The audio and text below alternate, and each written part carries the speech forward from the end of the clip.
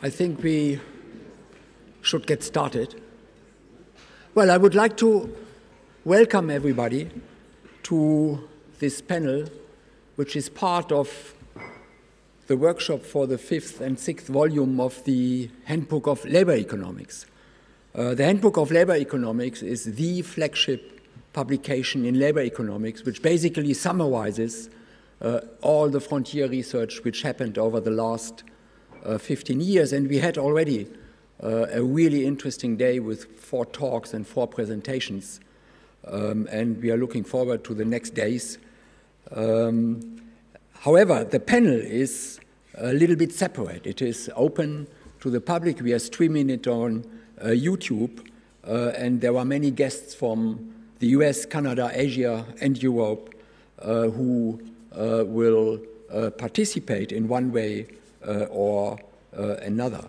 Now, my role here is to actually say thank you, for those institutions who made this panel and who made this conference possible. That's first of all the ROCKWOOL Foundation, which very generously funded this conference. That is Humboldt University, which again very generously funded this conference, made facilities available and supported us in all different ways. Well, this conference and this panel is also the starting event of ROCKWOOL Foundation Berlin, which will be a new research center we are setting up in Berlin. ROCKWOOL Foundation is the foundation of ROCKWOOL International, and there is already a research center in Copenhagen, and the center here in Berlin will basically, together with the center in Copenhagen, continue to do first-class research in labor public economics for the welfare of the academic community, the public, politics, and provide politicians with knowledge and cutting-edge research to improve welfare in society. I should say you can follow us on Twitter. The Twitter is on those things over there. We are also, of course, on the web, and we have already a great team and look very much forward to the future and have huge ambitions in terms of becoming a really central and key research group, not just here in Berlin, but also together with our partners in Copenhagen in Europe. Now, I would like to thank the many people who have actually worked extremely hard to make the conference and the panel possible. Giacomo, Erin, Quinji, Moritz, Giuseppe, Clara, Ekaterina, Camille, and many others were working extremely hard over the last months and weeks to help organizing this conference.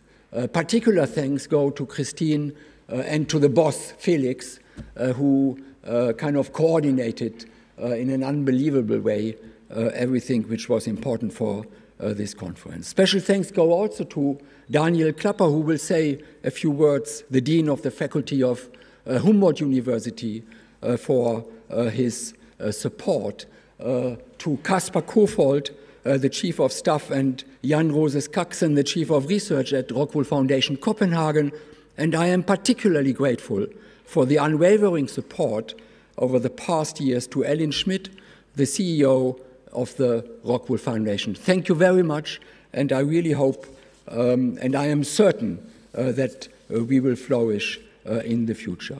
Now, Daniel and Jan will say a little bit about ROCKWOOL Foundation and about Humboldt University. So please, maybe we start with Jan and then with Daniel.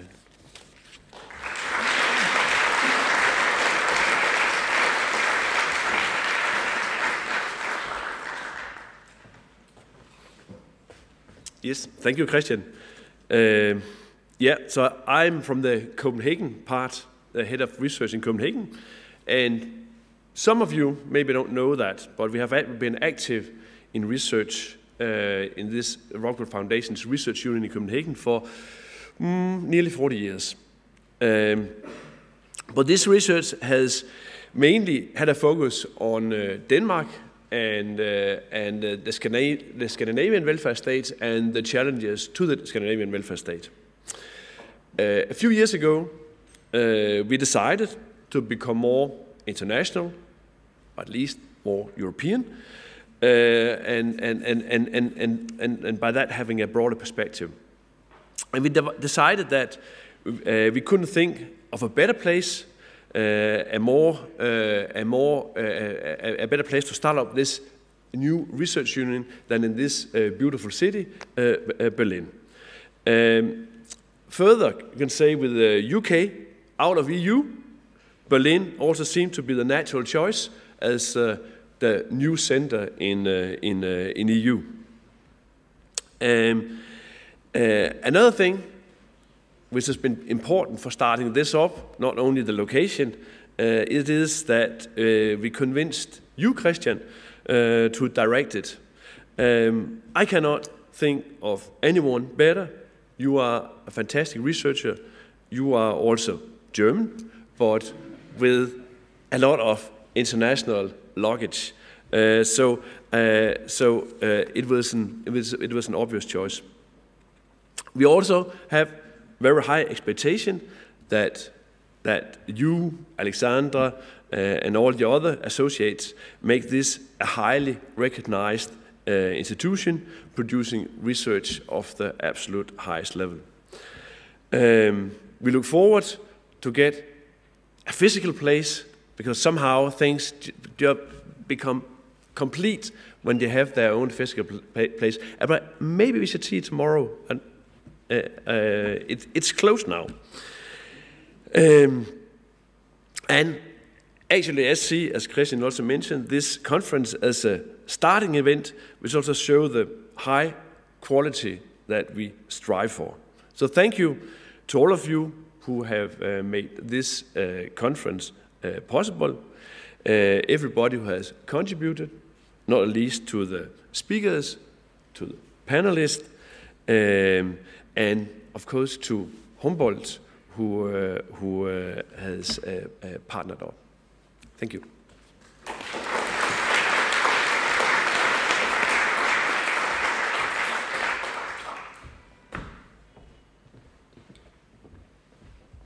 Also, a warm welcome from my side. My name is Daniel Klapper. I'm the Dean of the faculty here at Humboldt University. I don't want to talk too long because many things are said, but I want to emphasize that we are very, very proud that we can host this conference and also this special panel, The Future of Work. Where else than here in Berlin is this a place to talk about this? Berlin, the center or the capital of Germany, but also in the heart here, Humboldt University, in the heart of Berlin, where everything happens, where so much dynamics are on, where people are merging or meeting from different cultures, different communities. It's exactly the place where we should talk about these important issues, how we want to live in the future, how we should work, how we should manage all these things. And I think this is a great opportunity here to talk about this. You see this brilliant hall here where we can host this conference.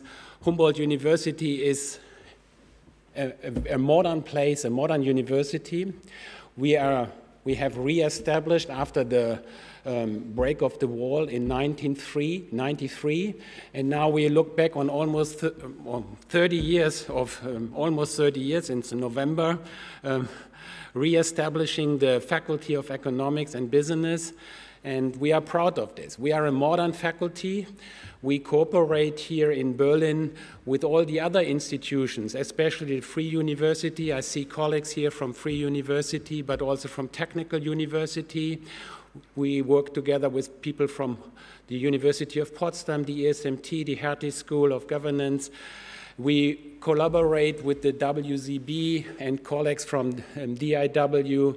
And within this collaboration, we have established an international form of training our PhD students within the Berlin School of Economics. So we are very modern, very open. We try to meet all the international standards.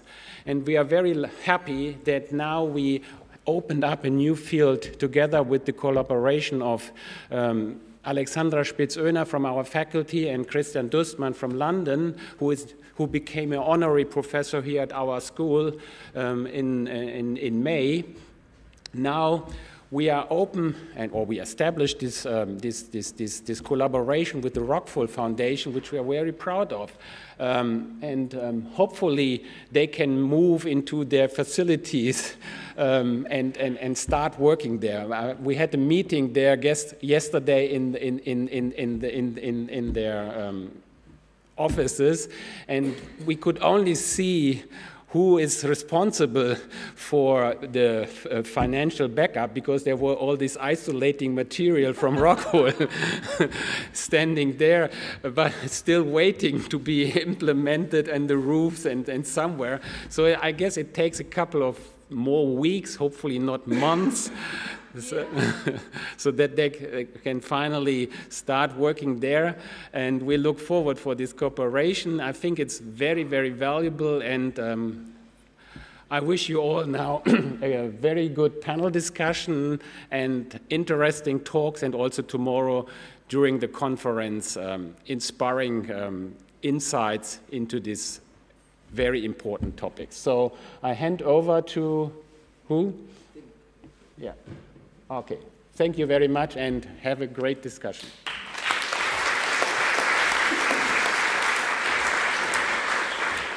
So I think the message was clear. We are guests at Humboldt University, and if a guest is staying too long, then the best guest starts to become a nuisance. So we will do everything to move away. Now, let me introduce the panel. Well, first of all, David Autor, who made one mistake this week, and that was he booked a flight with Air France, which was cancelled. That's why, unfortunately, he can't be with us.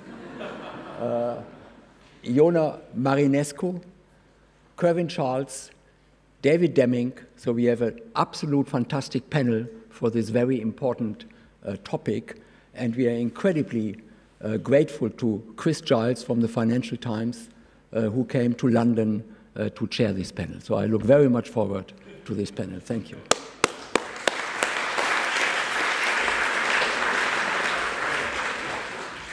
Thank you very much, Christian, Danielle and Jan, for that extremely kind introduction. Hello and welcome to this panel on the future of work. We've got about an hour and a half to discuss this incredibly important topic. It's a topic that everyone is talking about, and particularly if you're in the early stages of your career or you're looking forward to a career, this is the panel for you. I had quite a shock the other week. I was in a conference which was on AI, and there was a real AI expert who was giving a talk, who said that there's lots of things that AI can't do very well, but the thing it can do very well is information gathering, synthesis, and writing. And I thought, that is my job, isn't it? You know. So we are going to hear about something that really we all care about, not just technology, but the way that will interact with society, inequality, gender, race. There's a huge number of issues that we can talk about. So I'd like you all to be thinking about your questions for the panel, and maybe short statements, but really questions I think is better, so that when we open it up to the audience, we can have a really rich discussion. The way we're going to run this is we're going to have everyone give about 5 minutes, but a short opening statement, not of their research, but what they're finding very interesting in the topic of the future of work. It's one of those things that, you know, at one stage you can slightly put down the academic numbers and the econometrics, because we are now future gazing here, and past data is only a guide to the future. And we've got two Davids on the panel, and David Autor, you can't see the rest of us, so it might be a little bit difficult. So I'm going to call you David A, and David Denning, I'm going to call you David D. And David A, do you want to kick off? Sure, I'm delighted to kick off. Thank you very much. Can you hear me well? We can hear you very well, thank you. Great. Okay. Terrific. Well, it's an honor to be virtually here. I regret that I'm not physically there. I do blame Air France for that. I think we made that clear. And I want to say Christian looks marvelous. Okay. So what I want to talk about briefly is the topic of expertise, which I think is a useful organizing framework for understanding how technology has changed and is changing the demand for labor. So let me define terms. Expertise means the knowledge or competency to carry out some specific task or activity. For expertise to be valuable, you need two things. One is that the thing that it can accomplish is itself valuable. So it's got to be data science, not card tricks. The second is that expertise is scarce. Not everybody can do it. To paraphrase the movie The Incredibles, if everyone is expert, no one is expert. So expertise intrinsically involves scarcity. And why is this important? Because what makes labor valuable in a knowledge economy, an economy that is, basically dispensed with physical labor to a very substantial extent, or certainly just backbreaking physical labor, is expertise, the ability to carry out some important task. And people who don't do expert work are paid poorly. So think of the jobs of, cleaner, janitor, food server, daycare teacher, school bus driver, crossing guards, right? Some of these are life and death activities, but they pay poorly in every industrialized country. And it's because the skills to do them are generic. Most people can be productive at those activities with a minimal amount of training. And so we care about whether people have expert work. Now, what is expertise really varies enormously across areas. So across time periods. So prior to the Industrial Revolution, 70% of people were employed in agriculture, about 30% in artisanal work. Artisanal work meant the expertise to carry out a whole set of steps to be a cobbler, a tailor, a wheelwright. And so it was a very broad type of apprentice expertise. And that was how things got made. Starting with the Industrial Revolution, we moved into a totally different form of work organization that basically meant combining labor, machines, and managers to carry out the work that artisans did. Initially, that was extremely unskill intensive. In fact, the artisanal class was largely wiped out by the industrial era, and it took about 100 years for actually labor to become valuable in production because there was eventually a movement from unskilled work to what I'm going to call mass expertise, people who knew how to follow rules and use tools. And that was important whether you were, either in a blue collar setting working on an assembly line, or whether you're in a white collar setting in an office doing, bookkeeping, accounting, etc. That began to change again with the onset of the computer revolution, because computers can do many of those mass expert tasks. They can also follow rules and use tools. And that led to a big hollowing out of the structure of occupations in industrialized countries, where people were either moved up into professional and technical and managerial work where there's lots of decision making, lots of dealing with specialized cases that don't follow well understood rules, or downward into food service, cleaning, security, socially valuable work, but it's non-expert work. It's poorly paid. And so that's where we've been heading for 4 decades. But now that changes again. And AI changes that because AI fundamentally can do things that don't actually involve following rules or just executing procedures, right? AI can learn. It can carry out tasks that we would think of as creative if they were done by people.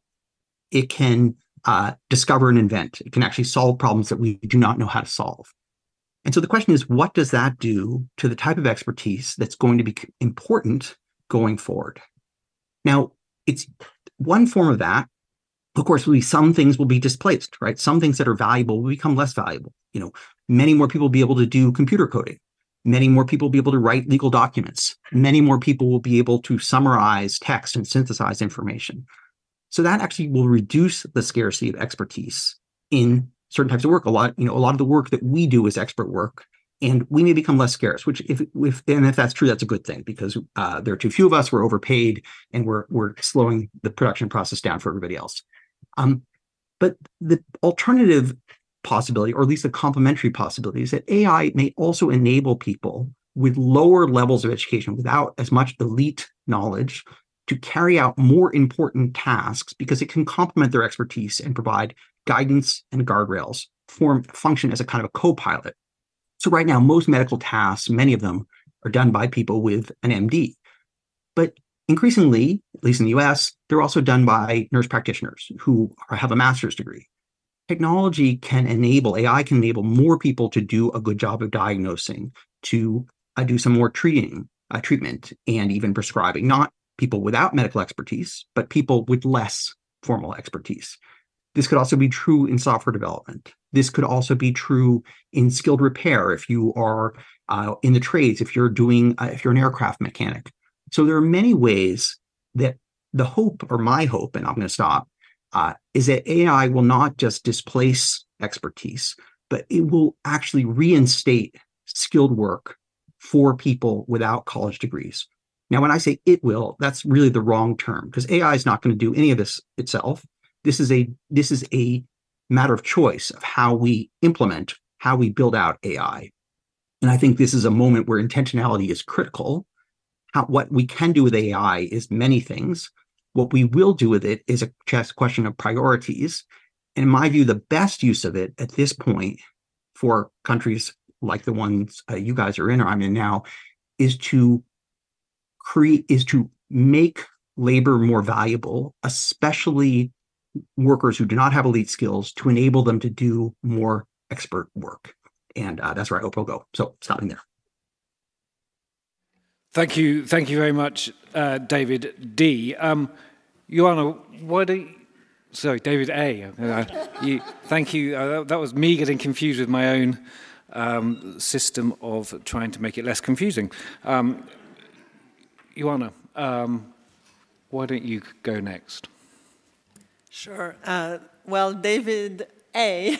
perfectly introduced the topic of AI, so I'm going to jump off of that. I think there are, I'd like to raise 3 questions with respect to AI. The first one, and it dovetails with what David was saying, is we have important social choices to make here.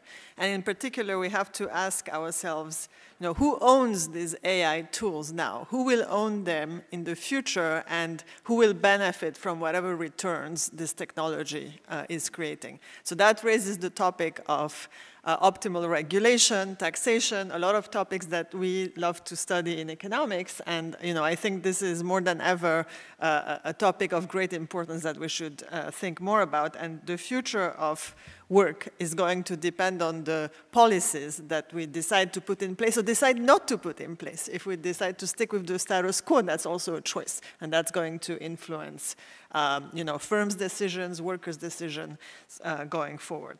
So that's the first thing. Decisions on taxation and regulation are really important, including the status quo.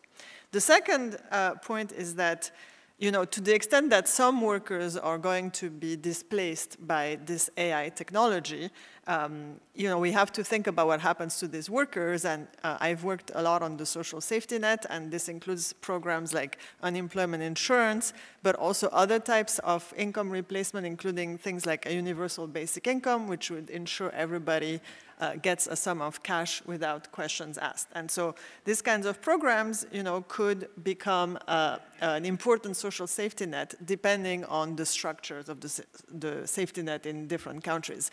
And importantly, if you look at the research on universal basic income, people are often worried about some potential downsides like adverse impacts on labor, meaning that people might work less, as well as potentially, we've had a lot of inflation recently, so another concern is that by pumping more cash in the economy would raise inflation. Turns out neither of those concerns empirically is big.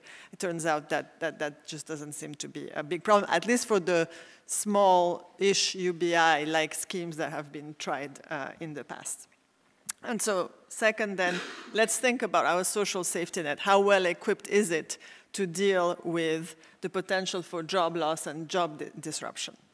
And third, in terms of how do we go from here to there, we also have to think about worker power. Again, who decides? And so, one of the issues is, I talked about new policies and regulations, and that's very abstract. but there's also what's going on with social actors on the ground. And one important consideration is to think about worker power, and in particular, how much say do workers have in the kinds of technologies that are being adopted. So one way that we have to think about that is that we know from research that employers already exercise, in many cases, a lot of market power, so they in many circumstances, might have the ability to dictate what technology is going to be adopted. But that is often counterbalanced by unionization and other forms of collective bargaining or worker organizing. And so, with AI, for example, one interesting example I just want to put out there for you to think about is that in the US, the writers in Hollywood have been striking for months, and it just only recently ended with an agreement where, so this is again for screenwriting, they agreed that essentially, I'm oversimplifying a little bit, but broadly that studios cannot use AI, but writers can use AI with some conditions. So basically, it's AI to help the workers write better, but not AI for studios to replace the workers. And then you might ask, well, how can they avoid the replacement? That's where the second interesting clause come in, that the studios must hire at least 3 writer-producers per show. So, so that's really interesting. Again, this is not necessarily the optimal policy or anything like that. I'm just showing you, here's an example of what has happened in part as a reaction to these new tools in the profession, screenwriting, where they potentially could have a huge impact. So the third point then is to think about what sort of say workers have in the transition and in the adoption of these technologies. Thank you very much. And it's really interesting, that example of the screenwriters in the US, because it's also the case that companies can't enforce copyright unless a human hand has been part of the writing process. So there was clearly an incentive for the companies themselves to have at least 3 human hands, even if the human hands were then using a little machine in the corner, and they haven't settled with the actors where that doesn't apply yet. So it shows that these things are really interesting, and the institutional structure within which you work, and including the laws within which you work, is going to make this very, very interesting. Kerwin, I'm going to come to you next. I think you're going to talk a little bit about how some of the future of work in a wider societal impacts. Okay, so thank you very much for having me. I'm delighted to be part of this panel. I will focus my remarks on 2 phenomena that have struck me as a scholar and as someone living in the world, as they've struck everyone in the room. I'm told to speak more loudly. 4 years ago, had we gathered here, and had I said remote work, hybrid, etc., you wouldn't have known what I was talking about, so I would not have said it. COVID's arrival on the scene initiated a dramatic reorganization in the way work is conducted, with implications, I think, for the next decade that are not yet clear. I'll touch on some themes. So let's take, for example, the issue of fairness. And so in the United States, and probably here as well, there is great debate among workers about who gets however many days off. Yeah? What rule the manager imposes on workers about how often people should be present, thus and so. In those conversations, you'll observe that some set of workers must be there. Must be there. The guys who work at the front desk, the people in the kitchen, etc. They must come in. So to the extent that people regard flexibility as a job benefit, the fact that the jobs I've just described, the bluest of blue-collar jobs, tend to be occupied by the least skilled among us, racial minorities and the like, means that in equilibrium, I would imagine over the next decade, that fundamental concerns about fairness and justice and so forth, about how remote work is implemented, will become ever more salient. As a conjecture, one does not know. As I reflect on remote work and all it might mean, a couple of other things come to mind. One is the fact that when someone can do the accounting or clerical work I need done remotely. It means that a worker who's relatively assured about employment because she lives very close to Humboldt University, yeah, can no longer be so assured. Because if jobs become untethered from space, the job security she has by virtue of being proximate to the place doing the hiring will shift. Yeah? How that plays out and how it differentially plays out across different kinds of workers is something we will have to grapple with in societies like the United States and here. There is also, with respect to remote work, the issue of evaluation. How does the boss know how I did? Faculty have the benefit of saying to the boss, here are the papers I wrote yesterday. Notice, when faculty member says that, and the boss sees the vita, it is of no interest to the boss whether you wrote the paper at night, yeah, whether you wrote it on the weekend or whatever. Output determines the boss's evaluation of you. There are many jobs where it's not output. There's always this tension between the weighting given to output and input in evaluating someone's contribution. In a context in which I know you're working hard before remote because I saw you when I came into the office, yeah, versus what might be true 5 years hence when I don't see you, there are interesting questions raised about evaluation, about the surveillance that must be imposed on the worker, about how a worker who could convince her employer about her diligence by coming in early every day and leaving late, when she can no longer do that, yeah? To what things can she point that convinces this employer of her excellence, her hard work, her diligence? And then there is what we get at work. We meet friends at work. We pick up things from observing at close hand the person next to us, kind of like that.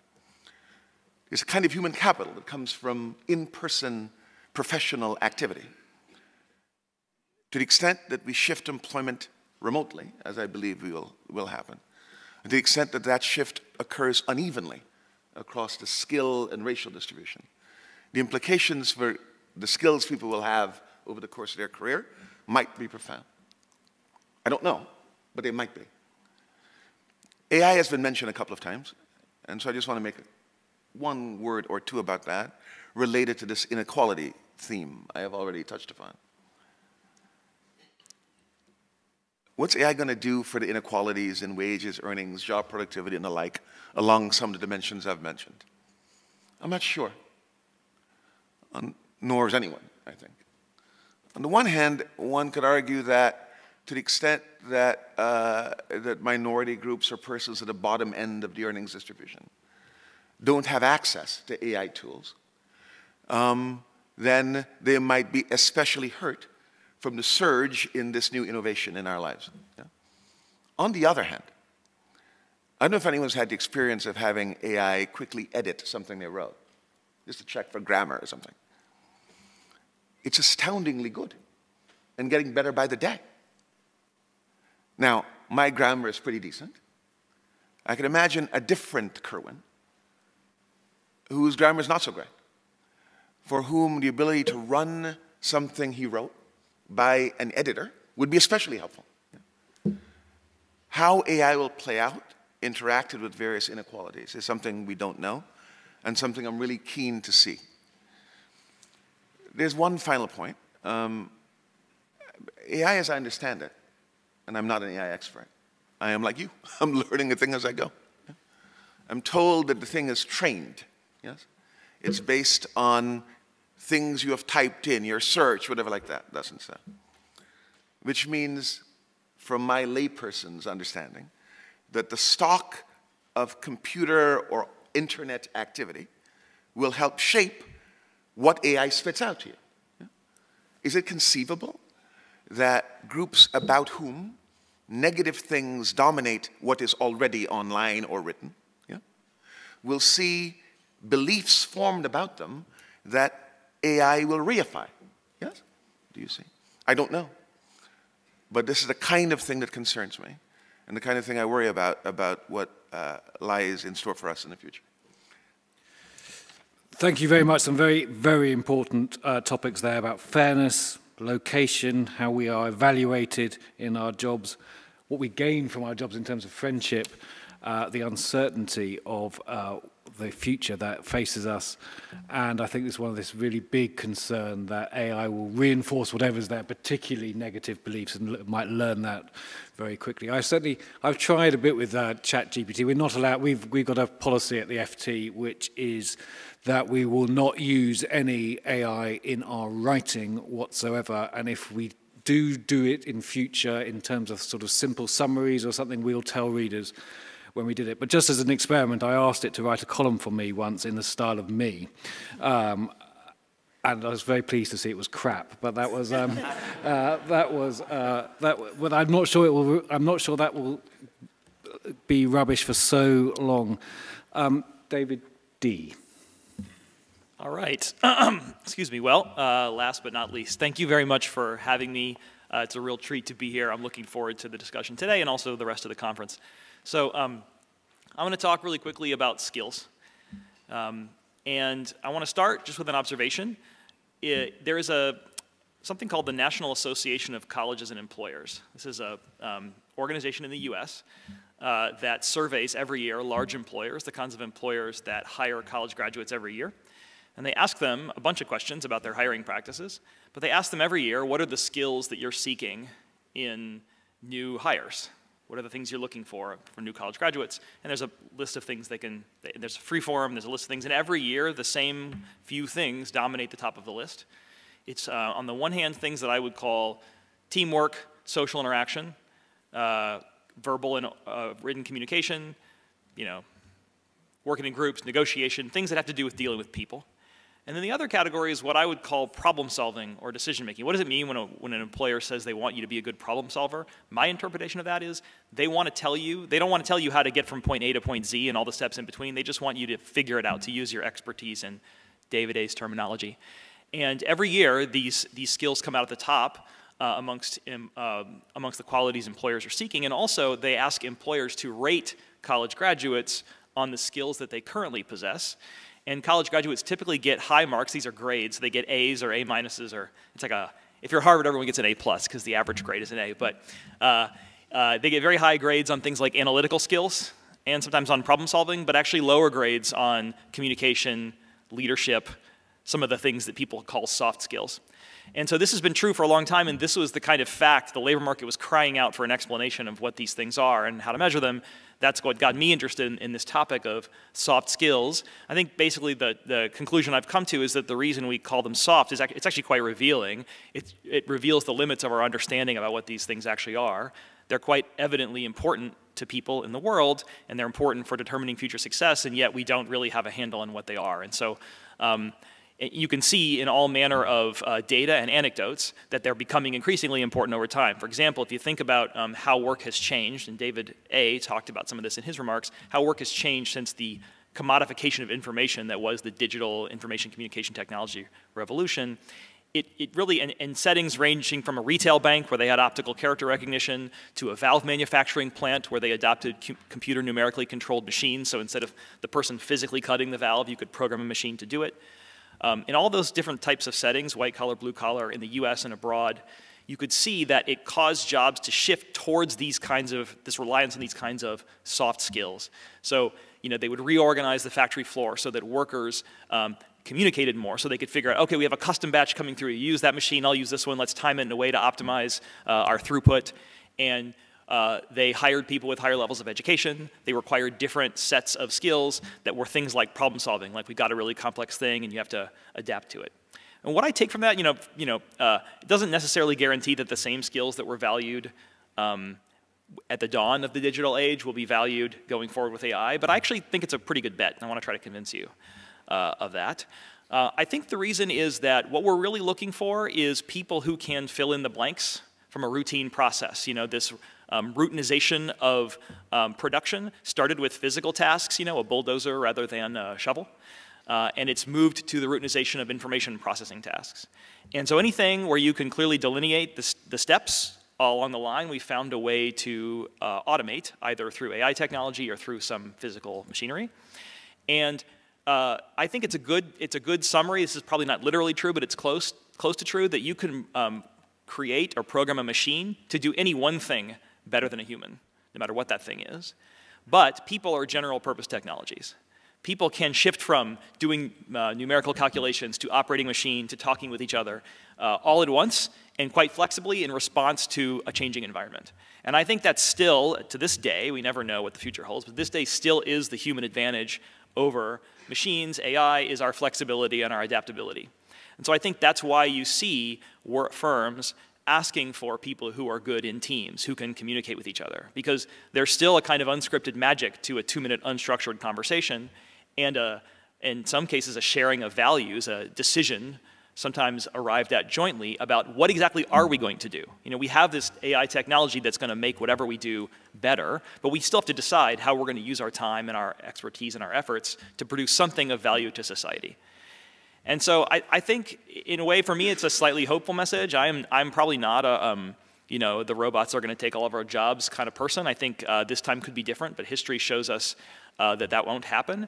And I think it won't happen here because a lot of the jobs that we do today are actually not really mission critical for survival. You know, most of us are not propagating the human species in our day-to-day lives, and the jobs we hold, certainly not professors like me.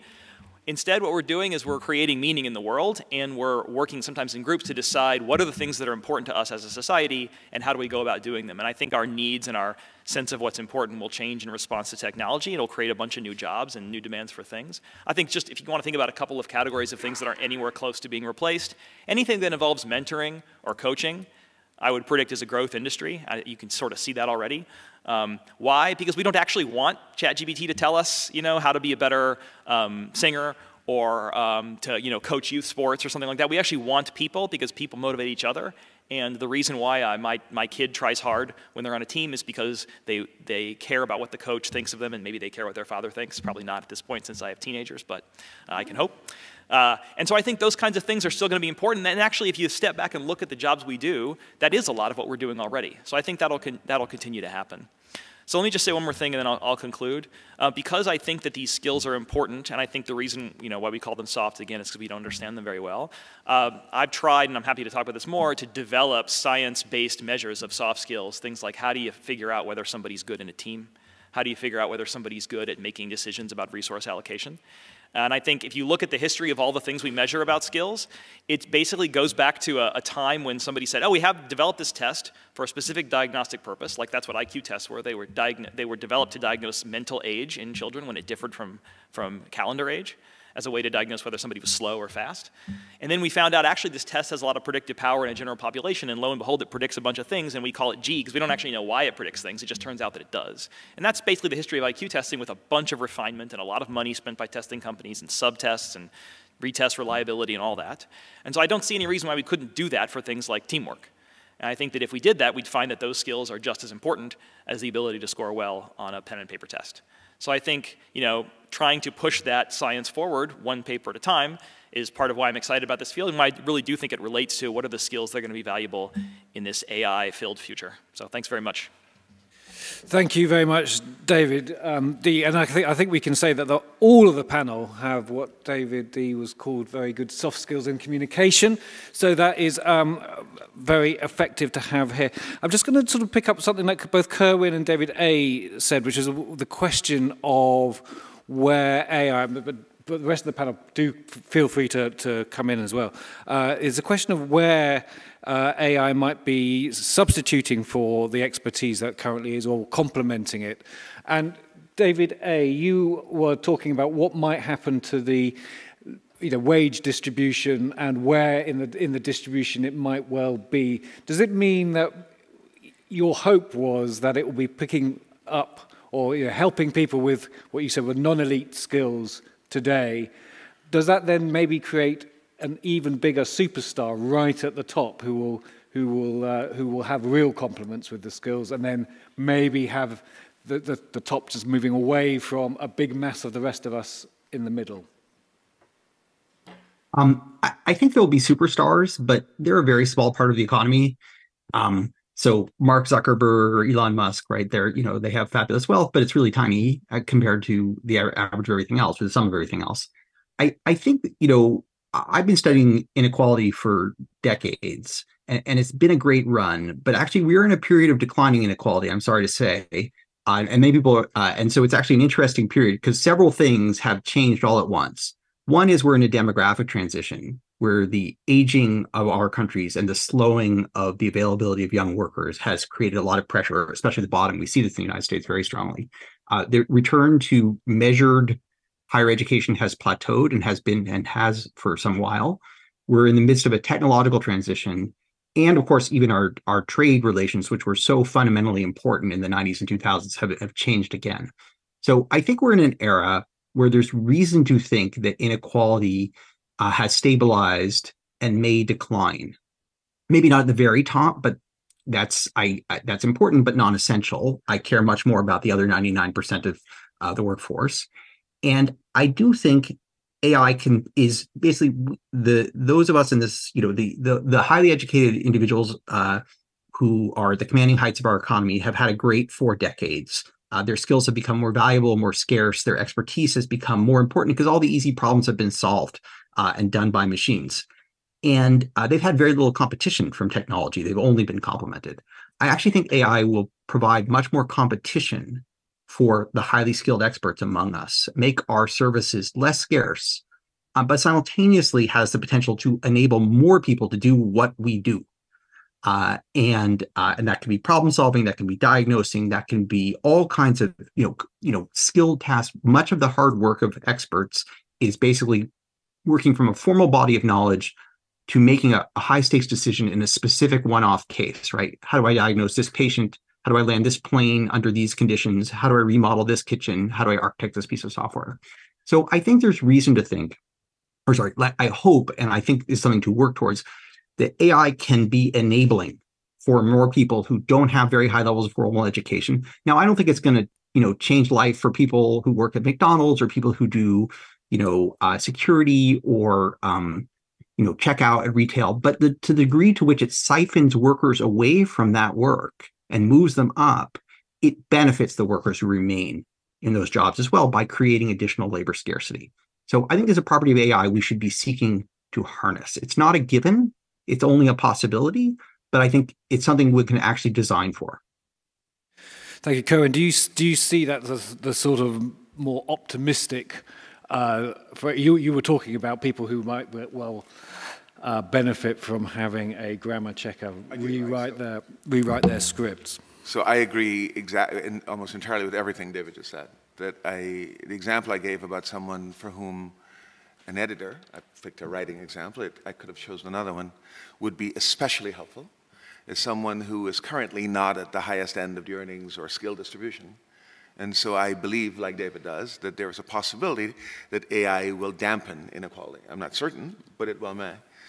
What neither David nor Kerwin knows is whether the introduction of AI will spawn yet some new thing for the high end. Yeah?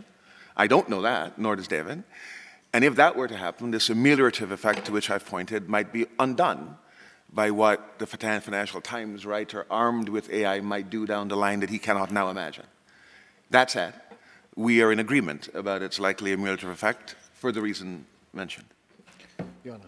Yeah, I don't know. I think it's unclear, and I think we don't know. But here are some reasons, just to play the devil's advocate, why it may not be that effective. So first of all, it does seem plausible that it's going to basically put a lower end on how bad the writing could be, for example, right? Because you could always ask the AI. So there's that effect. Like at the lower bound, just ask the thing, it's probably going to get better.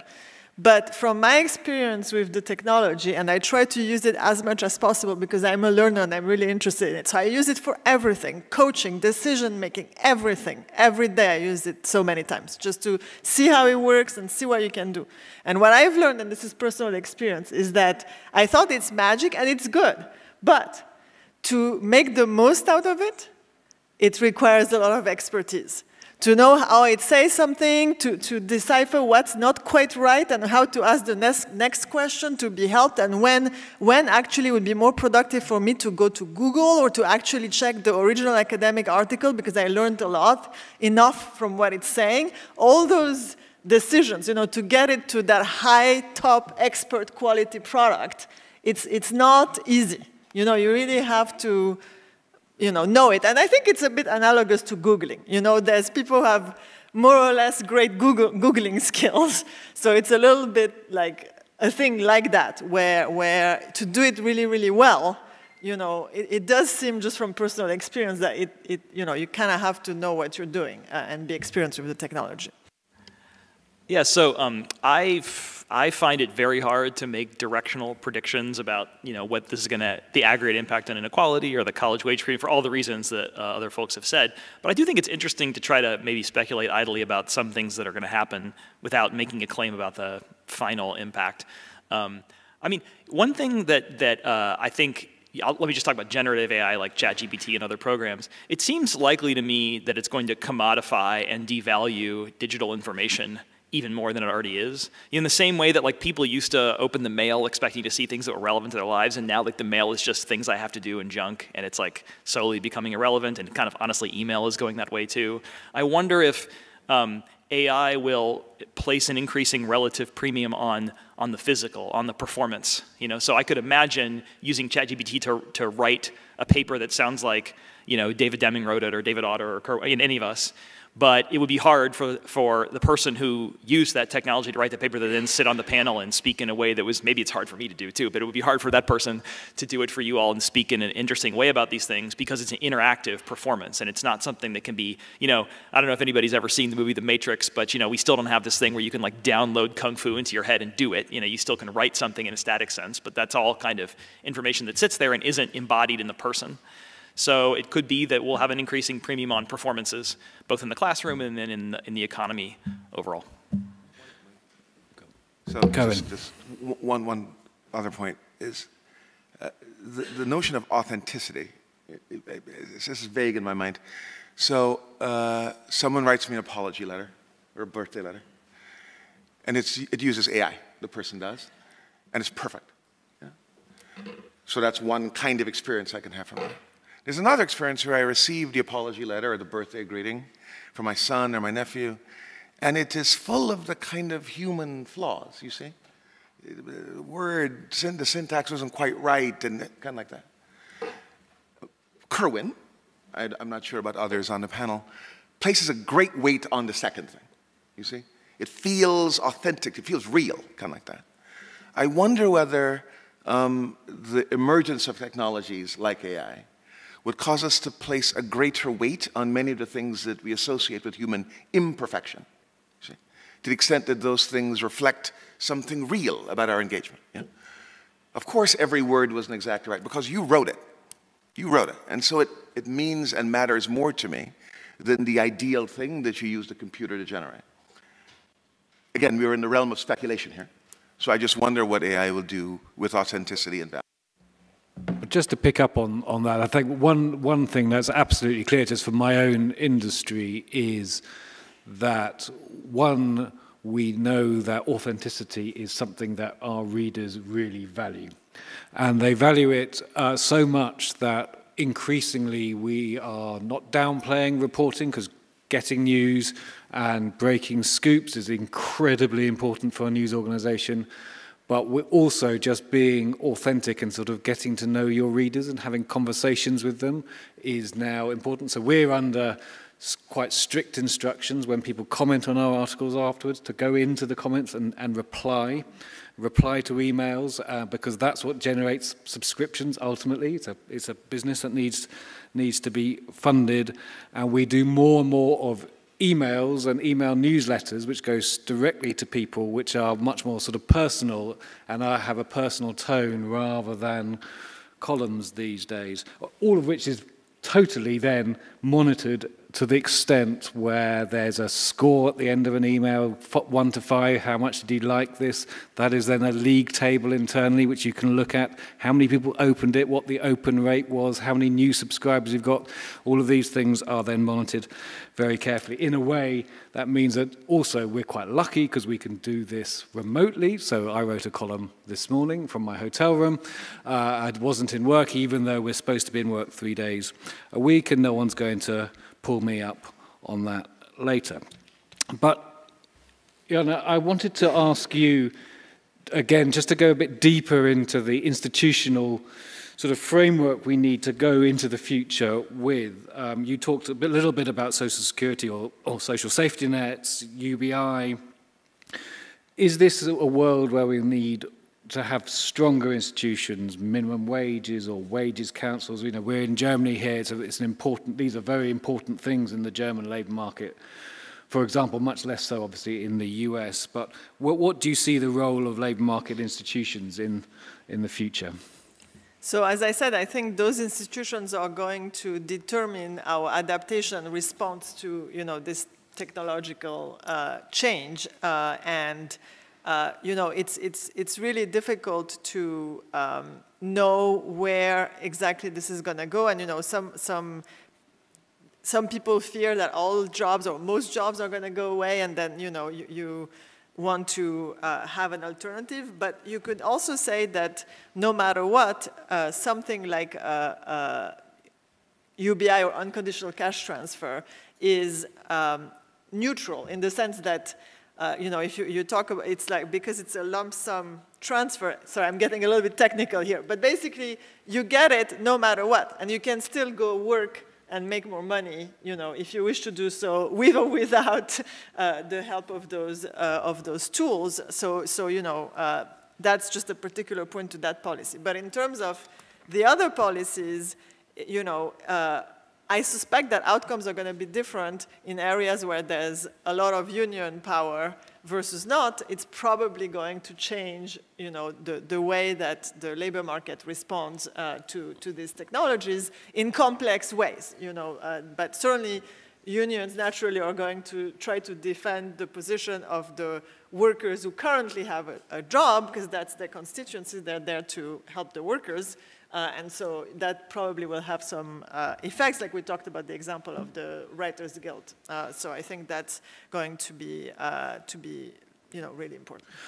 There is a question, David A. I mean, just moving on from that, so it's following on from that, it raises a question of the power of governments or regulatory bodies to be able to regulate in a new world where, you know, where borders are not necessarily so clearly defined as they used to be. And also the whole question of trade, borders, jobs is something you've worked on a lot in your career. How do you see that going in the future? Well, let me not answer that question. No, let me build a little bit on what Ioana just said about these, you know, the regulation and encroachment. I mean, I think actually the example that you gave a minute ago, Chris, about sort of how, you know, how the FT is monitoring, you know, your productivity in a way that was purely inconceivable, right? You know, 5 years ago, is an interesting example of another one of the effects of the technology that's neither kind of labor complementary or labor substitution. It's the ability to surveil and use information at a very granular level. And it actually, you know, potentially shifts bargaining power from workers back to employers, right? Because if an employer can really, you know, a lot of the work that we do, you know, we think of as, well, it's hard to monitor, it's hard to measure, right? You just have to invest in the person and they do what they do best. But if the employer really feels like, well, I can just actually, I can measure how much, you know, how many customers you've pleased, you know, how many subscribers you've gotten, well, that kind of makes it much harder for you to just, you know, bargain as a, you know, I'm just Chris, I'm great at what I do, you need to hire me, right? And so I do think this is one of the challenges we need to think about is surveillance and the use of workplace monitoring, the way that changes negotiations. Similarly, you know, much is said about bias, but I want to come back to what Kerwin said a minute ago about, you know, the cache of information that's on the web is very non-representative, and that's what AI is trained on. I mean, many of you may know this already, but this is kind of shocking thing I learned last summer, actually this summer, which is, you know, when Google first introduced its face recognition software for photographs, there were a bunch of complaints when it mislabeled African-American families as gorillas. And this was horrifying. To this day, if you go to any photo identification site and upload a photo of gorillas and ask, what is this? It will say, I don't know, not sure. And the reason is because the training data is just not rich enough, and it's likely to make that type of mistake again. And so, the truth is that AI in its current form, if guardrails are not placed all around it, it will spew out horrible content. And so I do think the way that the guardrails we put on this and the way that we regulate it or control it are incredibly important. The Hollywood writer strike, they've accomplished something that I did not think was actually possible, which was to basically negotiate about how AI would not be used. But it's kind of an inspiring example. I'm not saying they hit the bliss point of how to do this, but I do think we are at an incredibly high stakes moment where a lot of consequential decisions are quickly going to be baked in. And so we need to think very hard and fast about how we, what we want to maintain control over, how we want to shape how this is diffused. So just if I can go ahead.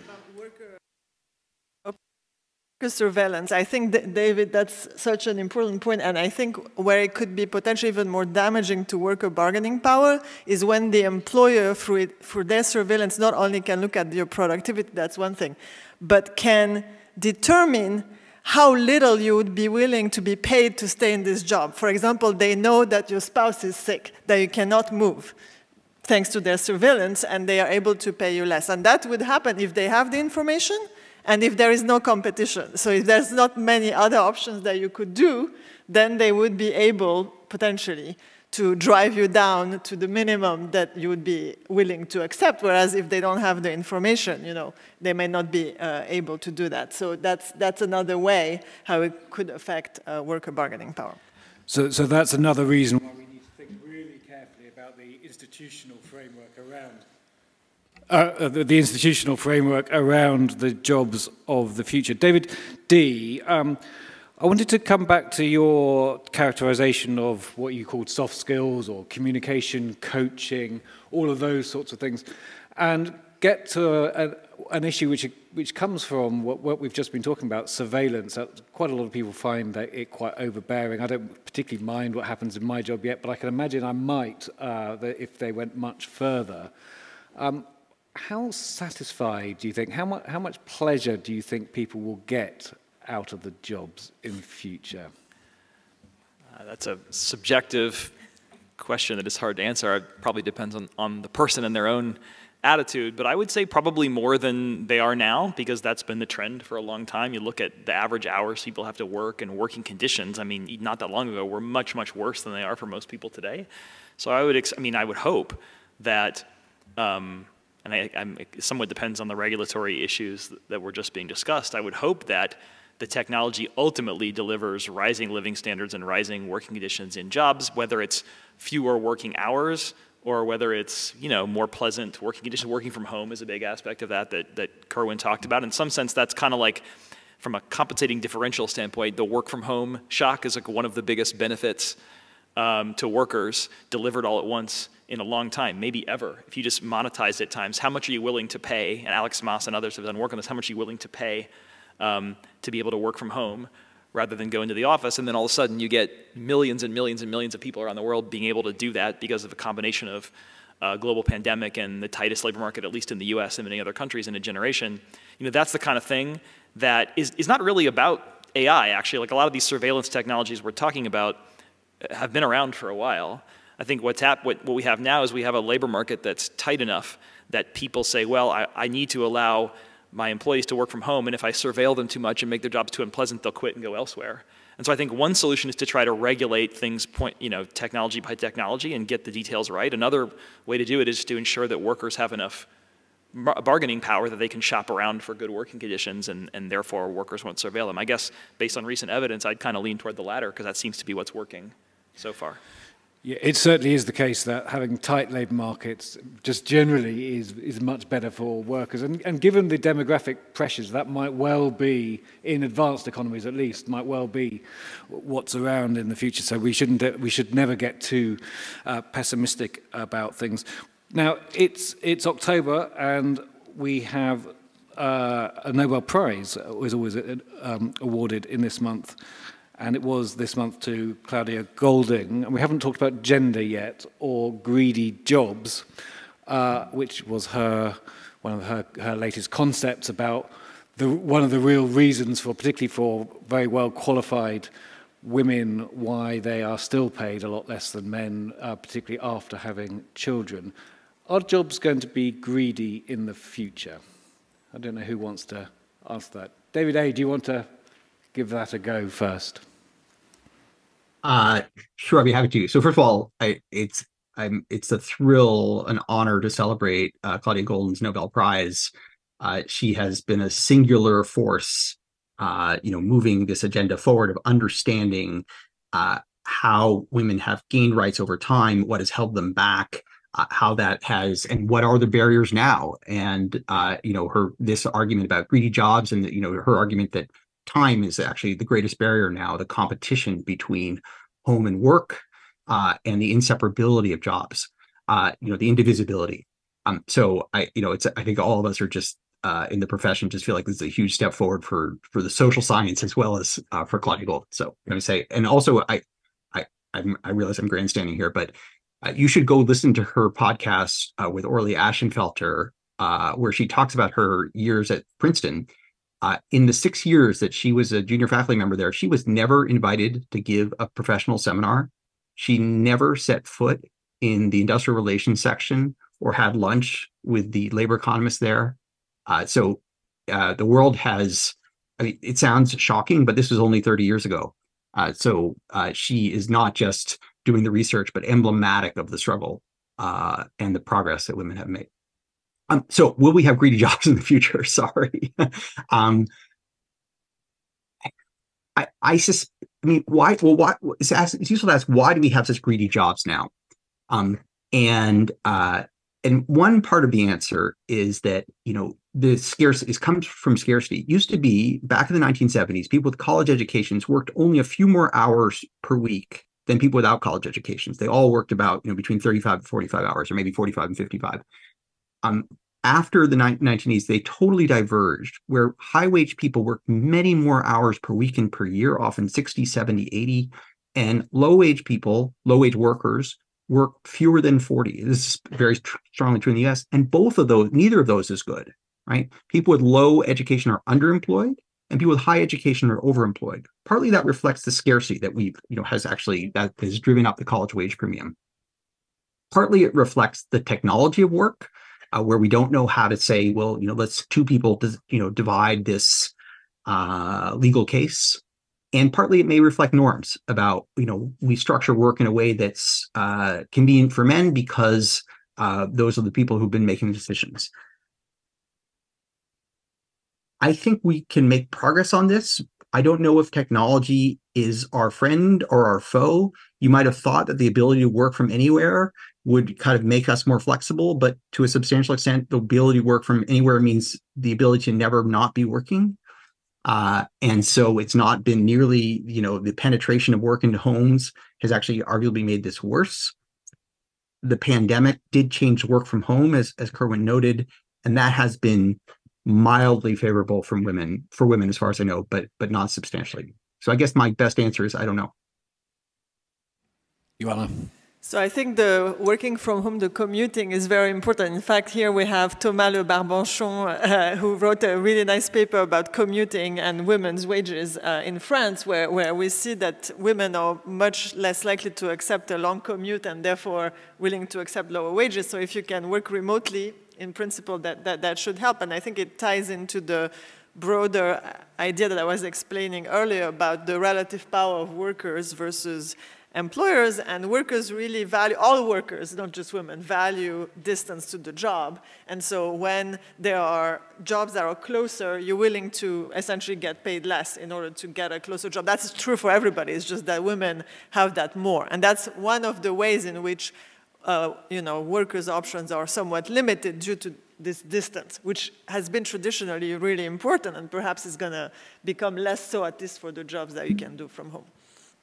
Right, I think it's time for you to do some work now in the audience and come and ask questions or make comments from the floor.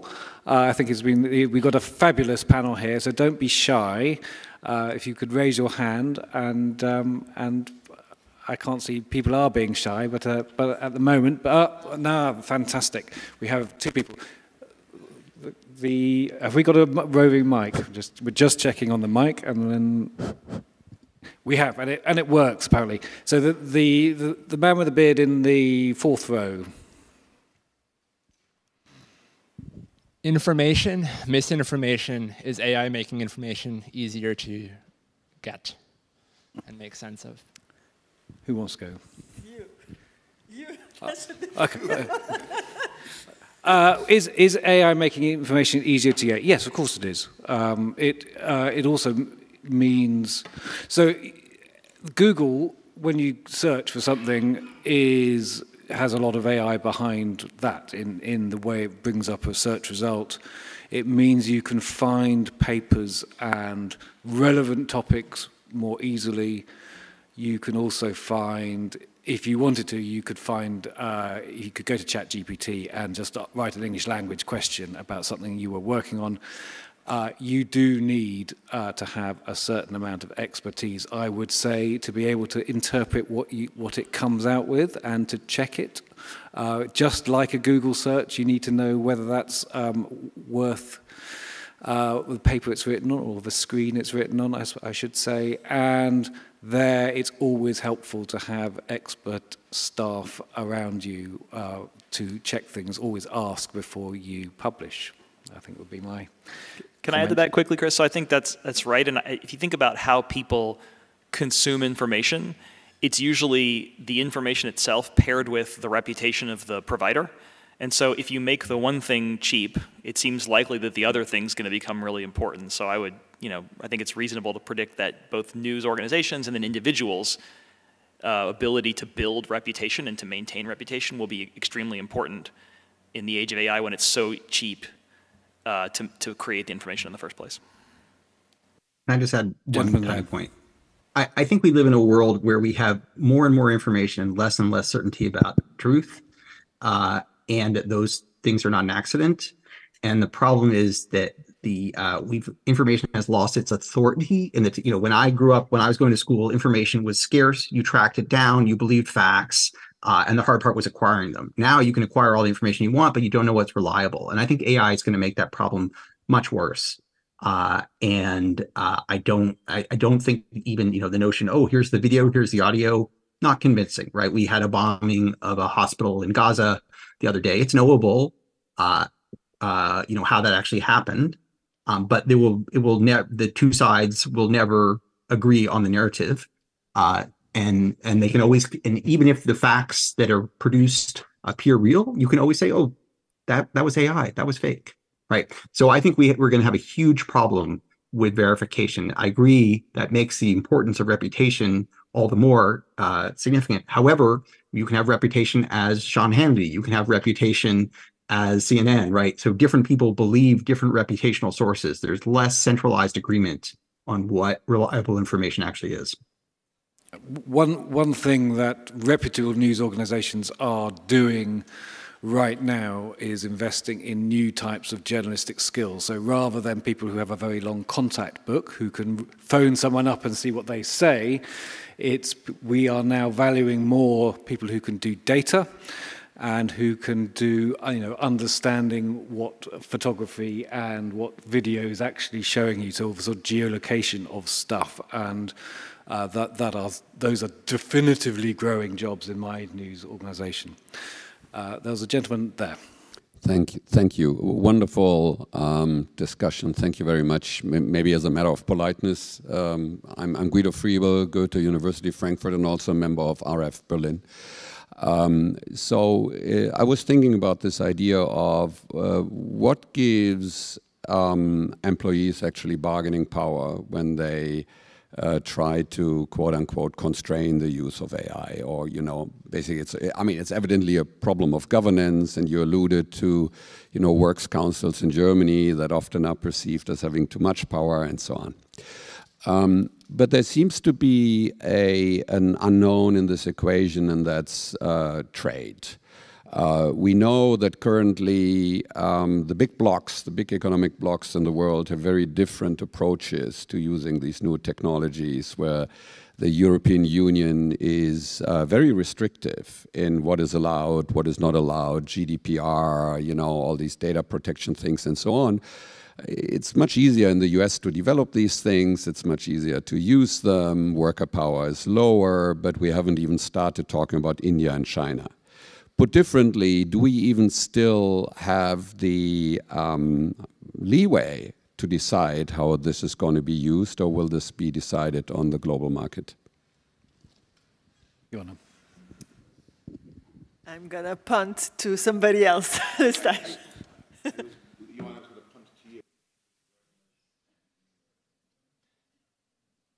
Well, okay, then I'm going to speculate, and this is a little bit stating the obvious, and this goes to remote work. So the thing is, with remote work and all this technology, arguably, workers are more than ever in competition with everybody else around the world in that sense. And therefore, if some countries have regulations that are much more permissive of use of various technologies, AI, surveillance, etc., and if that leads them to have a competitive edge, you know, that can have important effects through that competition.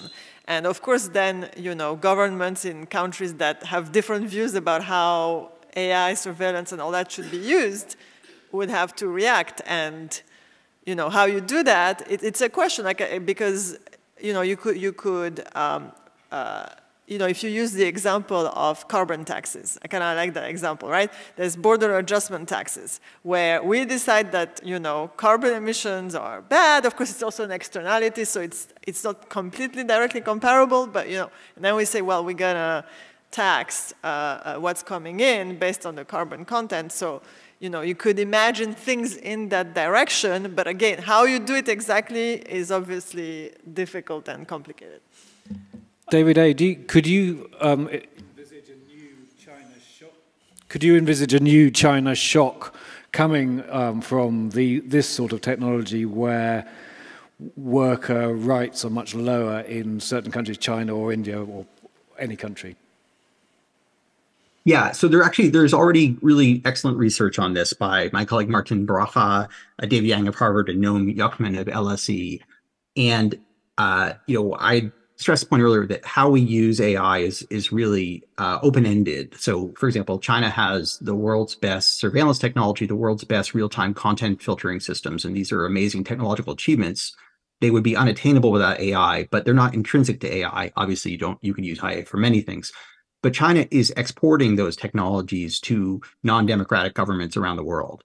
And so they have a different model. They can consider a better model of what governance should look like. It's much more authoritarian. It's much less democratic.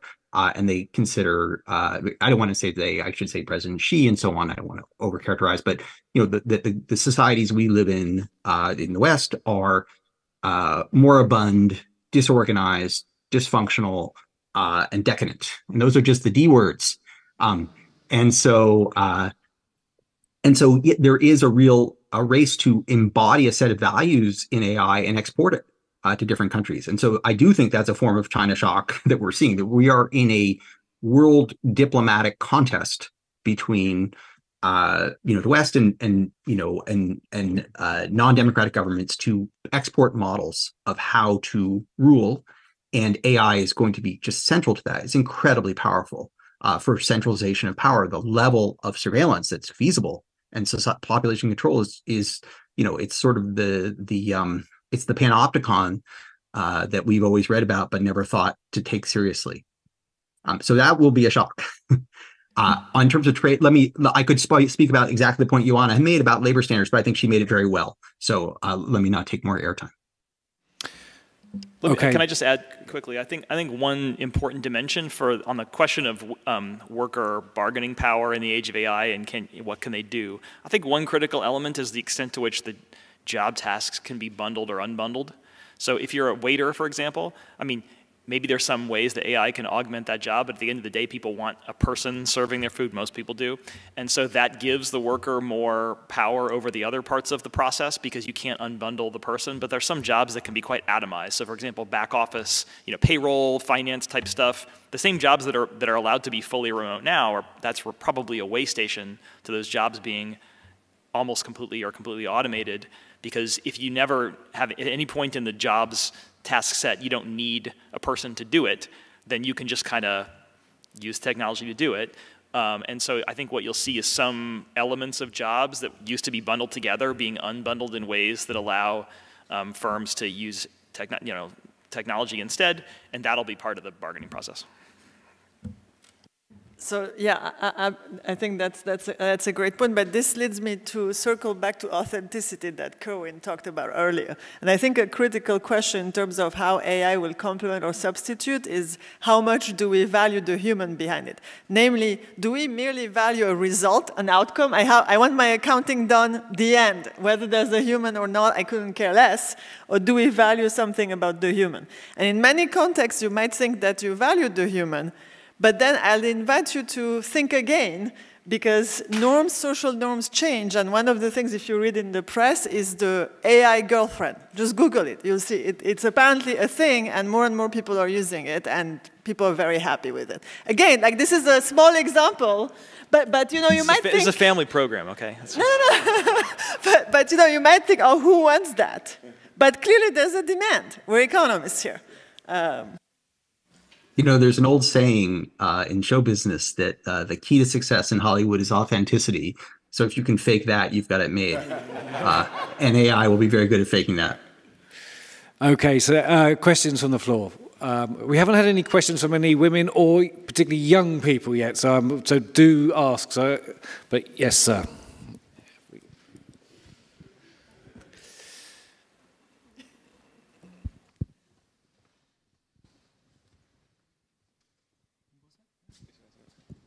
Thanks. I'm afraid I don't qualify as either of these two categories. Felix Weinhardt, thanks a lot for this really interesting discussion. I have a friend who about half a year ago was really, so he's a freelance software developer. He was really concerned that AI would replace his job, and that everyone could be doing the coding that he was doing. And I met him a couple of weeks ago, and he told me, well, a lot of his colleagues don't actually use it. But he himself claims he got about 10 times more productive. Yeah, so I thought it was very interesting to listen to you and to these ideas of AI helping the lower skilled to basically do more things. But I mean, this is just an N=1 experience. But it seems that this kind of talking about skills, so the skills or the expertise, how to productively use AI in order to get from A to B, that's going to make individuals, it's not going to displace specific individuals, just a lot more productive, and of course potentially then displace others. So potentially really increasing again wage inequality, etc. So I'd be interested in your views on this. Thanks. So first off, obviously, I do want to clarify. I said I use AI a lot, but there's regulations in my work, just as in your work. So when it's not permitted, I don't use it. Just to be clear. But on the other hand, how to use it is important. And I'd say very informal. But for me, I'd say like in sort of general purpose writing and decision things where I can use it, it probably increased productivity by maybe 20%, not 10 times. But 20% is not nothing. So I don't know how other people, what was your experience? Talk to me about it later. I'm really fascinated by this issue. So if you have hacks about using AI, I want to hear all about it. Other questions from the audience? There's just in that row.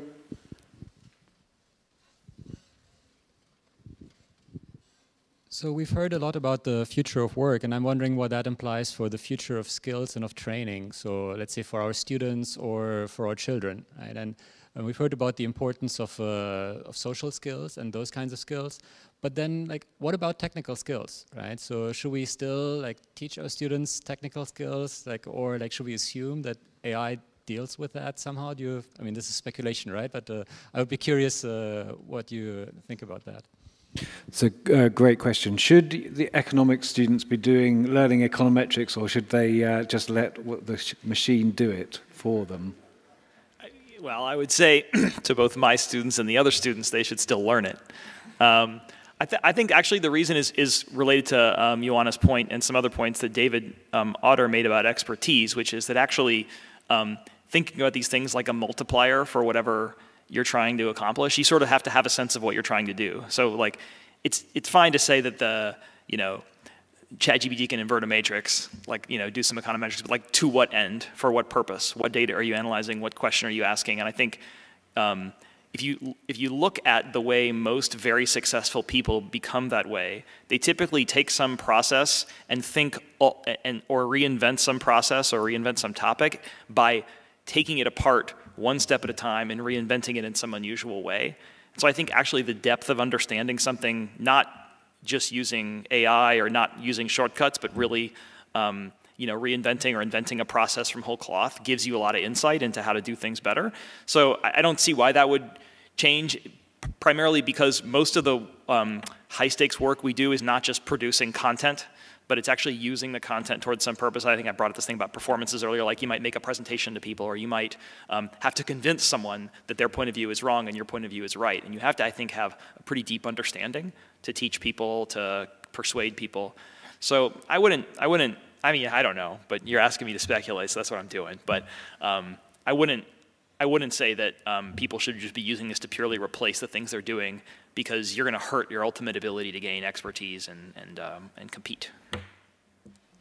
David A., did you want to come in there? Yeah, sure. I'm happy to.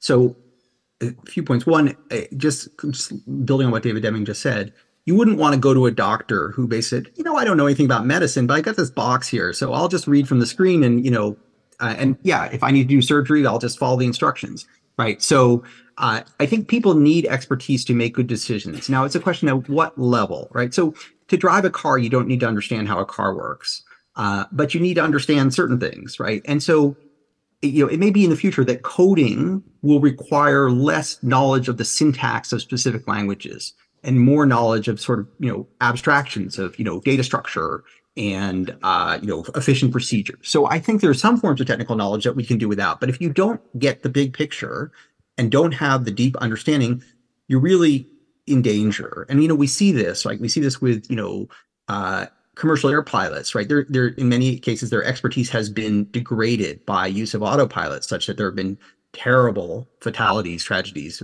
where pilots don't understand what's happening in the plane.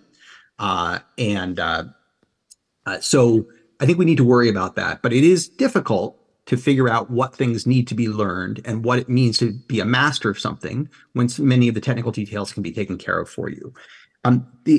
So two other comments, and I don't want to run long. One, I think actually there's going to be, this was said earlier as well, I think we may see a movement more into physical work, right? We actually have, due to scarcity of young people, we have a shortage of people in the trades in many countries. And I think people say, look, AI is not going to replace plumbing. It's not going to rewire a house. It's not going to remodel a kitchen. And so we may see some movement of that. But the last point I want to make about skills and training is this technology has a lot of potential to improve the efficiency of learning because it can make it more immersive, more accessible, more customized, and cheap. And we can do it in different modalities, right? So pilots spend multiple days a year in flight simulators, right? Because you actually need to get the learning into your backbone, into your spinal column, but you can't do it on a plane. It's too expensive. It's too risky. More adult learning could take the form of simulation. Adults don't really like going back to class. I don't know why. Class is so fun, but they could learn more rapidly through working in virtual environments. So I think we should purpose the technology. We should use the technology as an asset for improving the efficiency with which we educate, especially for people who need to acquire new skills, even if they can't quite do it, download it in the matrix form yet. Woman in the second row here. Alexandra Spitz-Oehner, Humboldt University and ROCKWOOL Foundation, Berlin. Hi, David. I was kind of missing the context of demographic changes in the discussion. I mean, it was very interesting, but kind of most countries face the challenge of aging population. And so this country is now starting a period where the baby boomers will go into retirement. And so maybe also to get a little bit more positive outlay on the issue of technological changes and also AI. So kind of the hope could be that there are productivity increases that kind of help to make up for this declining workforce. And so I would be very happy if the panel could also comment on this. I agree with the point entirely. There's not much to add to it. I think that the productivity possibilities to which you point might more than account for aging populations and other sort of adverse... Look, productivity overall could be declining over the next couple of decades as countries like this, elsewhere in Europe, see, as you mentioned, as they continue to age. Is it conceivable that we could extend the productive life of the elderly? Once you pass a certain age, elderly doesn't... that's what I mean. Could we see that there's an extension of one's productive life deep into further into one's life as AI and other technologies come on board? I think that's very possible. Something that has been mentioned I want to touch on, if I may, has to do with these new technologies, AI and other technologies, on the value we derive from leisure. So the phenomenon called work is everywhere and always this trade-off, this competition between going to sell my wares in the market and staying home and doing other stuff, playing pool, shooting video game, whatever like that. I wonder how these new technologies will affect what we observe in the labor market because of how they shift the pleasure we derive from time spent at home, time spent out of the market doing fun stuff. I don't know what that is, but I could imagine that we might see dramatic changes over the next couple of decades in labor supply, say among the young, if it's the case that AI's contributions dramatically improve the well-being they derive from non-work activity. Do you see? That was true with other technologies that came online. AI might be among them. I just want to mention that because it's something we have not yet talked about.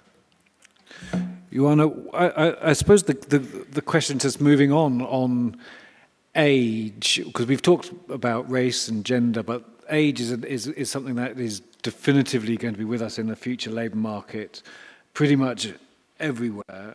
And we've talked quite a bit about the regulation of labour markets. But when countries have tried, for example, to force people to work longer rather than just allow them to work longer, France earlier this year, for example, it goes down incredibly badly. How do we deal with that in a future labour market? That's a tough one. I mean, it's funny, Kerwin, I know you've worked on this. One interesting aspect about retirement is that we have evidence that Kerwin produced that retirement actually, for many people, has a negative impact on your well-being. And so it's kind of paradoxical that people are up in arms against this when, perhaps you want to say a bit about your own research there.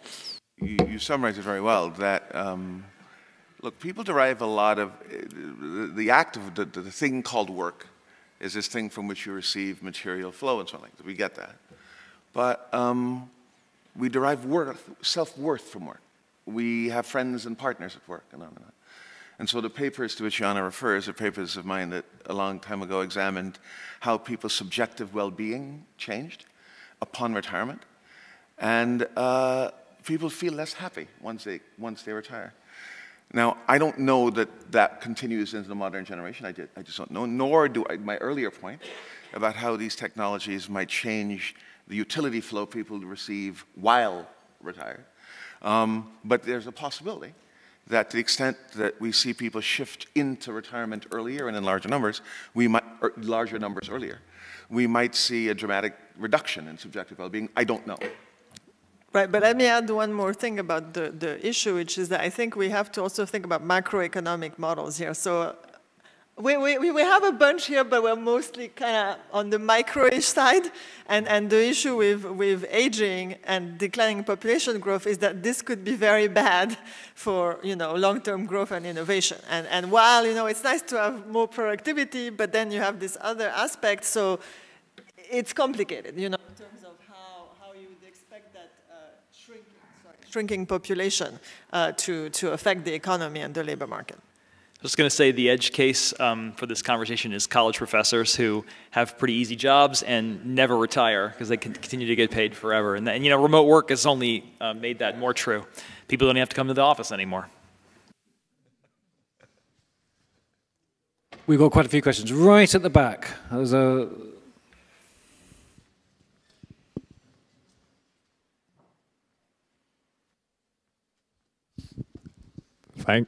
Thank you. My name is Yuri. So you've been talking about, or we've been talking about here, the malicious actors, as in nation states mostly. But a precondition for the future of work is that there is a future. And these days, when AI researchers pushing the frontier of what is possible, when they're not looking at the equity values, they tend to worry about so-called alignment issues. With alignment issues being, well, how do we make sure that this new AI model or AGI model that we built don't end up unintentionally killing us all, more or less? So I was just wondering, how worried is our panel about that?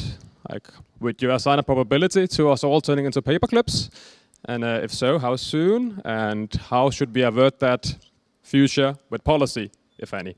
Thank you. Okay, so a really existential question there. Ioana, I'm going to ask you, since you've talked more about the regulations, to how do we prevent, rather than, let's not say whether we think it's going to happen or not, because I think the answer is we don't know, but how do we make sure it doesn't happen? So this is all pretty speculative. Let me say that my husband is a top expert in AI, and he doesn't think that the AI killing us all is at all very likely. Of course, nobody can exclude anything. Nevertheless, it's an existential threat, so even a tiny probability, is something that we might perhaps want to be concerned about. I think one of the, and this again is very speculative, but one of the ways you might want to think about this is the decentralization of power. So I think one of the concerns with a rogue AI or anything scenario like that is that if one AI is incredibly powerful and there's no, it's like all checks and balances, right?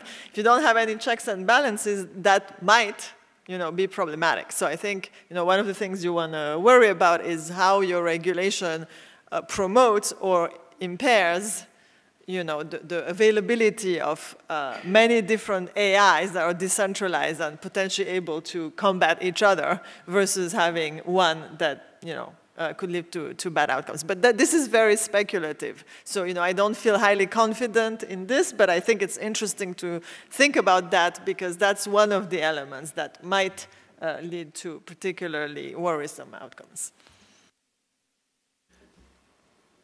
Christian.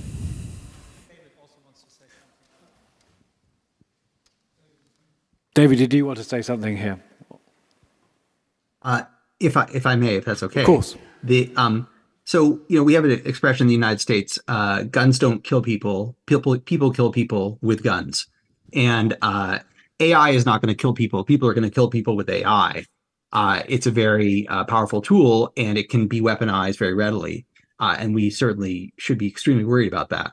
Not because we'll be turned into paper clips, but something else that will intentionally. But I think we should also recognize that we are actually awash in dangerous technologies, and we have and we do a surprisingly good job of actually not killing ourselves on a regular basis, despite all the many ways that are available to us, and not just killing ourselves but killing one another. So if you think about it, we've had nuclear weapons for 8 decades. They've only been used once in offensive warfare. That's an amazing accomplishment. It would have been hard. I think few people who were there at the birth of the atomic bomb would have predicted that was even remotely possible, that we could have gone 8 decades without dropping another bomb. Or another example, you might say, well, bombs, they're very centralized, but think about the 9/11 attacks on the United States. if you had asked people the day after 9/11, what's the likelihood that we'll go the next 23 years without a similarly catastrophic terrorist attack on the homeland, I think most people would have said, yeah, just about zero. Of course it will happen now that we see how easy it is to do, and yet it hasn't. So I think that's not exactly a case for optimism, but it's a case for recognizing we're somehow better at dealing with the existential threats that we create for ourselves than we might give ourselves credit for. So I'm hoping that we have as good a track record with AI, despite how dangerous it is, as we do with biological weapons, as we do with nuclear weapons, or even as we do with non-state terrorist acts. But David, isn't the fear of AI, as fear about AI, that it might operate without human agency? That the second use of a nuclear weapon, tactical or otherwise, requires that some guy tells another guy to shoot it, kind of like that. As my understanding of AI, and again, I'm not an expert. Yeah, no, that's the autonomous, non-aligned killer AI thing. I just think that happens much. I hope we live long enough for that. Using each other conventional way with AI first. Yeah. All right. But that's where the counterpower, it's like you have your army of AIs, but I have mine, And I mean, think about nuclear deterrence. Yeah, David was raised that. I think that's really important. Yeah, no. I mean, a lot of what we'll use AI for is to defend ourselves against AI. We already are. Christian. Well, the power of AI. This was a fascinating discussion, and I learned a lot about AI. And it could have been a session on AI in future labor markets. Now, the title is, however, The Future of Work. And I would just like to ask all of the participants in this discussion, suppose we would have done the same panel 1 year ago, before ChatGPT had been introduced. What would have been the main points you would make about the future of work? And perhaps our profession as academics, where ChatGPT was actually, I mean, we talked about AI when I went to university in the 80s, and there was persistent and constant progress. But well, a few months ago, ChatGPT came out, and the academic profession was entirely shocked in one way or another. So is that actually something we overvalue as academics, and actually the future of work is not just AI, there were other things which we would have discussed had we done this panel 1 year ago? David D., why don't you? Yeah, it's a great question, Christian. I think my answer would be yes, we probably do overrate it with respect to questions about work. Now, there's a different question, which is AI going to change society? I think it's, you could say it might end up having bigger impacts on culture and other things in society than it does on work, or not. But I do think that, we may be overlooking some other things. Remote work was a very big deal a year ago. It's probably still been a much bigger deal in the near term for how work, in terms of how it's changed work than AI. Now that may not be true in the future, but it makes sense to pay attention to it. I'd also add, I mean, maybe you don't think about this, but like the development of drugs like Ozempic. If it's actually true that these are miracle drugs that can end obesity, which is one of the biggest scourges, at least in the US, in terms of public health, like that could end up having a bigger aggregate impact on labor markets than AI, potentially. So I do think there's a lot of other things that people are focusing on and should be focusing on, which is not to diminish from this like killer robot story. And if anybody watched The Simpsons, I'd say, I, for one, welcome our insect overlords. I'm ready for it. Go ahead, turn me into a paperclip. Just give me a good job on the line. No, but I think there's a lot of things we should be focusing on, absolutely. Kerwin. Yeah, I think I started my comments with a non-AI example. You'll recall. I mentioned a thing we would have been talking about a year ago, which is remote work. That's just one example. I think that will remain an important feature of employment-related conversations for at least the next decade. Look, I look at the life tables, and I'm assured that people are living ever longer. Yeah? I look and I think, when it is the case, The Economist had something recently, maybe it was Financial Times, I don't remember, that it's conceivable that humans will live to 110 or something. Someone said it.